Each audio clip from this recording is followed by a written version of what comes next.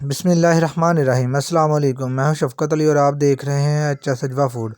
ہم آپ کے لیے آج بنانے جا رہے ہیں بیف قورمہ۔ اس کے لیے ہم نے 4 کلو بیف لیا ہے، 1.5 پاؤ پیاز لیے ہیں، 50 گرام ہری مرچیں لی ہیں، 20 گرام ہرا لہسن لیا اور 1.5 پاؤ ٹماٹر لیے ہیں اور 20 گرام ثابت مسالہ، 20 گرام لال مرچ، 20 گرام نمک اور 20 گرام قورمہ مسالہ اور 20 گرام ادرک لہسن کا پیسٹ لیا ہے۔ اور یہ گارنش کے لیے ہم نے نیمبو، ادرک اور دھنیا لیا ہے۔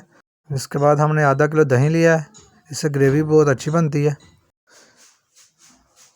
سب سے پہلے ہم نے گوشت کو پریشر لگائیں گے، نمک، لہسن اور ہلدی 10 گرام ڈال کے اس کو ہم پریشر لگا دیں گے۔ تقریباً 20 سے 25 منٹ پریشر لگائیں گے۔ جب تک ہمارا گوشت گلتا ہے تب تک ہم پیاز کو فرائی کر لیتے ہیں۔ اور ایک برتن لیا ہے، اس میں ہم نے پیاز ڈال کے اس میں ہم 1.5 پاؤ گھی ڈال دیں گے۔ اگر آپ آئل استعمال کرتے ہیں تو آئل ڈال لیں اور پیاز کو اچھی طرح فرائی کر لیں۔ اگر آپ میرے چینل پہ نئے ہیں تو میری ویڈیو کو لائک کر دیں، چینل کو سبسکرائب کر دیں اور بیل آئیکن پر کلک کر کے آل پہ کلک کر دیں۔ پیاز ہمارا فرائی ہو رہا ہے، اس کو لائٹ براؤن کرنا ہے۔ 20 منٹ ہو گئے ہیں، ہم آپ پریشر کو اب کھول رہے ہیں۔ 20 منٹ کے بعد ہمارا گوشت ماشاءاللہ سے گل چکا ہے۔ اب ہم اس گوشت کو اسی گھی والے پتیلے میں ڈال دیں گے۔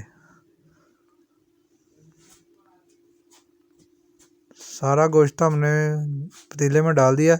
اب تمام سپائسیز اور ٹماٹر بھی اس پتیلے میں ڈال دیں گے اور برتن کو اچھی طرح صاف کریں گے۔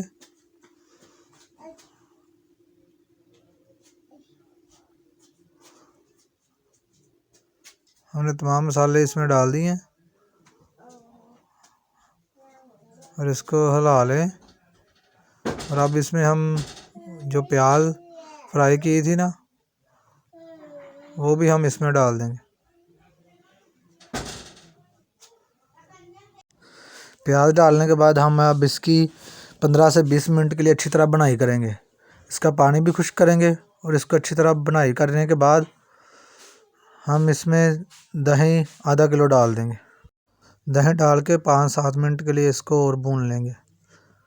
بنائی ہماری کمپلیٹ ہو چکی ہے۔ اب اس کو ڈھکن دے کے لو آنچ پہ 10 منٹ کے لیے رکھ دیں گے۔ 10 منٹ ہو گئے ہیں۔ اب اس کو آپ دیکھیں، ماشاءاللہ آپ کا قورمہ تیار ہو گیا۔ بیف قورمہ کتنا اچھا تیار ہوا ہے ماشاءاللہ۔ اب اس کے کسی برتن میں نکال کے گارنش کر لیں اور آپ کا قورمہ تیار ہے ماشاءاللہ۔